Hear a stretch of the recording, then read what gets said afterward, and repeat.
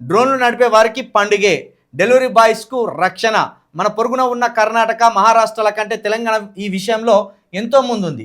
ఇప్పటి వరకు చట్టాల పరిధిలోకి రాని అమెజాన్, ఫ్లిప్కార్ట్ లాంటి e-commerce courier service boys, Swiggy, Zomato లాంటి delivery boys, gas cylinder delivery చేసే గిగ్ వర్కర్స్ అందరినీ ఈ కనీస వేతన చట్టం పరిధిలోకి తెచ్చి రక్షణ కల్పించింది.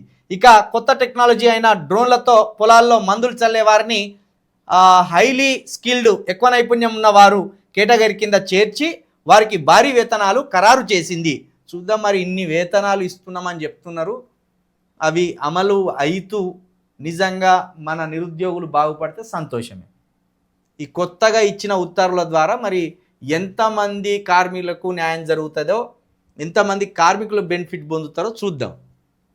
ఇది గడిచిన ఒక సంవత్సరం తర్వాతనో 6 నెలల తర్వాతనో ఇది అమలు అవుతుందా సరిగ్గా లేదా అనేది కూడా తెలుస్తుంది.